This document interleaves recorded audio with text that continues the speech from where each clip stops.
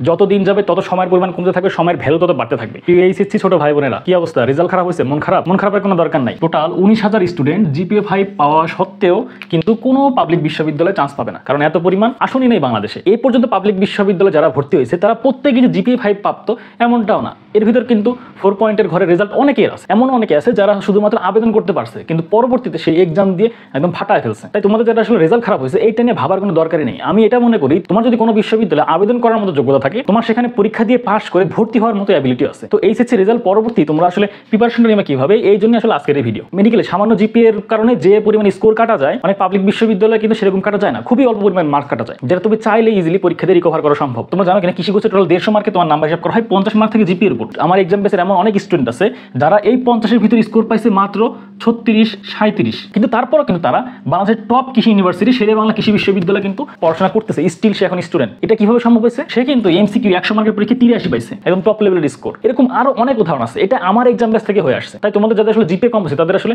হতাশ হওয়ার কোনো দরকারই নেই। তোমার টার্গেট ছিল হয়তো মেডিকেলে, জিপিএর কারণে হয়তো তুমি সেখানে চান্স নাও পেতে পারো। স্বপ্ন শুধু যে একদিকেই এক ডিরেকশন দেখতে হবে তা তো না, স্বপ্নকে কিন্তু আরো বিভিন্নভাবে বিভিন্ন ডিরেকশনে দেখা যায়। এইচএসসি রেজাল্টের আগে একটা জায়গায় টার্গেট নিয়ে তুমি পড়াশোনা শুরু করছিলা, এইচএসসি রেজাল্টের কারণে তোমার কিন্তু সেটা চেঞ্জ করতে হতে পারে। তোমার জীবনটা কিভাবে লিড করতেছে এটা কিন্তু শুধুমাত্র তোমার একটা নির্দিষ্ট গোলের উপরই ফিক্স থাকে না। জীবনের পরিবর্তনে কিন্তু অনেক সময় অনেক কিছু আমাদের চেঞ্জ করতে হয়, পরিবেশের সাথে মানিয়ে নিতে হয়। তাই তোমরা যারা এইচএসসি ফার্স্ট টাইমার আসো তাদেরকে বলবো, ঘুরে দাঁড়ানোর সময় এখনই, হাতে আর মাত্র কয়েকটা মাস সময় আছে। এই কয়েকটা মাস যদি একটু ভালোভাবে পড়াশোনা করো, একটা সঠিক গাইডলাইন্সে থাকো, তোমার অনেক ভালো কিছু করা সম্ভব। তোমরা যারা ফার্স্ট টাইমার আসো তাদেরকে একটা কথা বলি, ভাই তোমরা ভুলেও সেকেন্ড টাইমের প্রিপারেশনের চিন্তাই করবে না, কারণ আগামী শিক্ষাবর্ষ থেকে কিন্তু সম্পূর্ণ ফুল সিলেবাসে প্রত্যেকটা বিশ্ববিদ্যালয়ের প্রত্যেকটা জায়গায় ভর্তি পরীক্ষা হবে। আর যারা সেকেন্ড টাইমাররা আসো তাদের তো এবারই লাস্ট সুযোগ, তাদের তো আর পরের বার পরীক্ষা দেওয়ার সুযোগ নেই। তোমরা ভালো করে প্রিপারেশন নাও। এইচএসসি পরবর্তী সময় যদি তোমার কোনো রেজাল্ট খারাপ হয়ে থাকে, তুমি চাইলে দেশের টপ লেভেলের ইউনিভার্সিটিতে কিন্তু টপ সাবজেক্টে পড়াশোনা করতে পারবা। তোমার ঢাকা বিশ্ববিদ্যালয়, রাজশাহী বিশ্ববিদ্যালয়, জাহাঙ্গীরনগর, চট্টগ্রাম সহ তোমার হচ্ছে জিএসটিতে কিন্তু আরও প্রায় 17 থেকে 18টা বিশ্ববিদ্যালয় একসাথে পরীক্ষা হয়। তোমার এগ্রিকালচারে কিন্তু হচ্ছে তোমার 9টা বিশ্ববিদ্যালয় একসাথে পরীক্ষা হয়। এখানে কিন্তু হিউজ সংখ্যক সিট আছে। তোমরা হয়তো অনেকে জানো বা অনেকে জানো না, আমি তারপর একবার বলি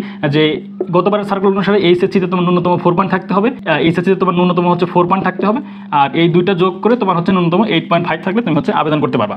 এই এগ্রিকালচারের জন্য হচ্ছে আবেদন যোগ্যতা। একটু যদি টেকনিক্যালি প্রিপারেশনটা নেওয়া যায় তাদের জন্য কিন্তু এই দুটো জায়গায় চান্স পাওয়া একদম সহজ। আমাদের এই এক্সাম বেস থেকে কিন্তু তোমার জিএসটি এবং এগ্রিকালচার অ্যাডমিশনে সবচেয়ে বেশি স্টুডেন্ট চান্স পায়। এই জন্য কিন্তু আমি শুরুতে বললাম, টোটাল 19,000 স্টুডেন্ট জিপিএ 5 পাওয়া সত্ত্বেও কিন্তু পাবলিক বিশ্ববিদ্যালয়ে পড়তে পারবে না। আবার পাবলিক বিশ্ববিদ্যালয় যারা অলরেডি পড়তেছে তারা সবাই যে জিপিএ 5 তা কিন্তু না। এই যে যারা জিপিএ 5 পাইছে তারা তাদের পরিশ্রমের ঘাটতির কারণে পরে ঝরে পড়ে যায়। আবার যারা জিপিএ 5 পায় নাই তারা কিন্তু স্ট্র্যাটেজিক্যালি পরিশ্রম করার কারণেই জিপিএ 5 দের পিছনে রেখে তারা কিন্তু আবার ভর্তি পরীক্ষা টিকে যায়। তাই তুমি এখন ডিসিশন নেবা তুমি কোনটাতে থাকবা। এখন রেজাল্টের আগে অনেকে বিভিন্ন ধরনের কোচিংয়ে ভর্তি হয়েছিল, রেজাল্ট খারাপ হওয়ার পর অনেকে কোচিং চেঞ্জ করার সিদ্ধান্ত নাও, নতুন করে আবার প্রিপারেশন শুরু করতে চাও একদম শুরু থেকে শেষ পর্যন্ত। তো এটার জন্য অনেকেই ঠিকমতো গাইডলাইন্স খুঁজে পায় না, কোথায় ভর্তি হবো নির্ভরযোগ্য কোনো জায়গা খুঁজে পায় না। এই জন্যই আমরা গ্লান্স অফ অ্যাডমিশনের পক্ষ থেকে এক্সাম পরবর্তী ভার্সিটি এক্সাম ব্যাচ নিয়ে আসছি। আমাদের এক্সাম ব্যাচে ভর্তি হলে তুমি সায়েন্স থেকে যত জায়গায় পরীক্ষা দিতে পারবা সেটা কভার করবে। তোমার জিএসটি বলো, এগ্রি বলো, সকল জায়গায় প্রিপারেশন তোমার এই একটা এক্সাম ব্যাচে হয়ে যাবে। আমাদের এই এক্সাম ব্যাচের মাধ্যমে তোমার একদম বেসিক কনসেপ্ট ক্লিয়ার করা হবে।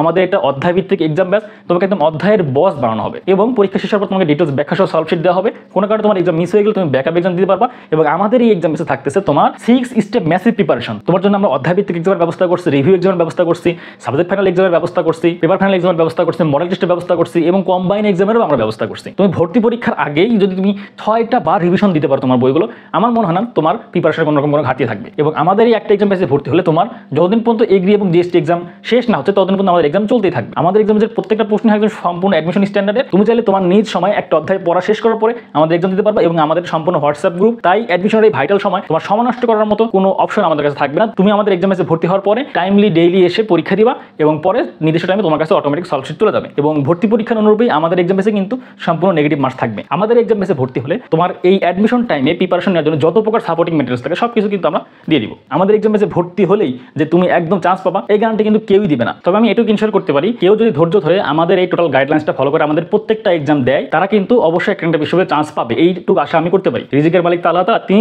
সবচেয়ে ভালো জানেন তোমার রিজিক আসলে কোথায় লেখা আছে। আমাদের এই গ্রান্টস অফ অ্যাডমিশন 4 বছরের প্রতিষ্ঠা লাইফে আলহামদুলিল্লাহ আমরা অনেক স্টুডেন্টকে সঠিক সুন্দর গাইডলাইন্স দিতে পারছি। আমাদের অনেক স্টুডেন্ট এখন দেশের বিভিন্ন জায়গায় আছে। ইতিপূর্বে আমাদের এক্সাম বেস থেকে কিন্তু মেডিকেল অ্যাডমিশনে চান্স পাইছে এবং কৃষিগুচ্ছে 200তম পজিশন, 400তম পজিশন একদম সেখানে পড়তেছে। আমি নিজে যে জায়গায় পড়তেছি আমার স্টুডেন্ট আমার চেয়ে অনেক ভালো জায়গায় পড়তেছে, এটাই তো আসলে আমার গর্বের বিষয়। তোমরাও সেরকম হতে পারবা, এটাই হচ্ছে আমি চাই। তো অ্যাডমিশনের ভাইটাল সময়, যত দিন যাবে তত সময়ের পরিমাণ কমতে থাকবে, সময়ের ভ্যালু তত বাড়তে থাকবে। এই সময়টা কোনোভাবেই নষ্ট করা যাবে না। তুমি একটা জিনিস মাথায় মাথায় রাখবা, সোনা কিন্তু এখন 2 লাখ টাকা ভরি, তার চেয়ে দামি কিন্তু এই সময়, এটার মনে পরে বুঝবা। তোমাদের এত এত ফিচার সমৃদ্ধ এই আমাদের এক্সাম বেসের ফি রাখা হয়েছে মাত্র 350 টাকা।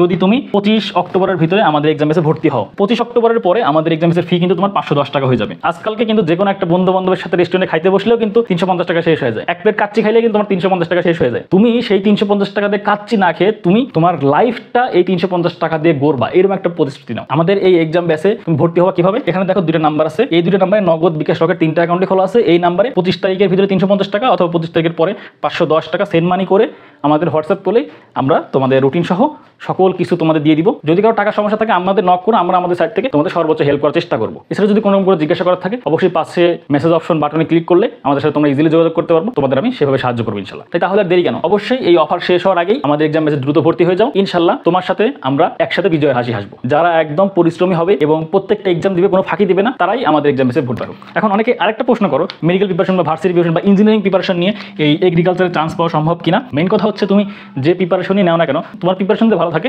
সেটা দিয়ে তোমার হচ্ছে এগ্রিকালচার চান্স পাওয়া সম্ভব। এখন যদি বলো যে ভাই এটার জন্য আলাদা করে প্রিপারেশন নেওয়ার দরকার আছে কিনা, আমি বলবো অবশ্যই দরকার আছে। দিন দিন কিন্তু এগ্রিকালচারের চাহিদা বাড়তেছে, এগ্রিকালচার ইউনিভার্সিটির ডিমান্ড কিন্তু দিন দিন বেড়েই চলতেছে। তোমার যদি ইচ্ছা থাকে তুমি কৃষি বিশ্ববিদ্যালয়ে পড়বা, আমি বলবো তুমি ডেডিকেটেডলি এগ্রিকালচারের জন্য প্রিপারেশন নেওয়া শুরু করো। তুমি যদি ডেডিকেটেড এগ্রিকালচারের জন্য প্রিপারেশন নাও, আমি এটা বলতে পারবো তুমি 1 থেকে 1000 মেরিট লিস্টের ভিতর থাকবা ইনশাল্লাহ। কারণ বেশিরভাগ স্টুডেন্ট এগ্রিকালচারে হাতে অপশন হিসেবে নেয়, এই জন্য তারা কিন্তু পরীক্ষায় অনেক সময় ভালো করতে পারে না, চান্স পায় কিন্তু একদম টপ পজিশনে অত অনেকেই থাকতে পারে না। আমাদের সাথে তুমি যুক্ত হয় এখন থেকে, যদি একদম শুরু থেকে শেষ পর্যন্ত প্রিপারেশন নেওয়া শুরু করো ডেডিকেটেড এগ্রিকালচারের জন্য, আমি বলবো তুমি অবশ্যই এই মেরিট পজিশনের ভিতর থাকবা ইনশাল্লাহ। এটুকু বলতে পারি যে তোমার চান্স মিস হবে না ইনশাল্লাহ।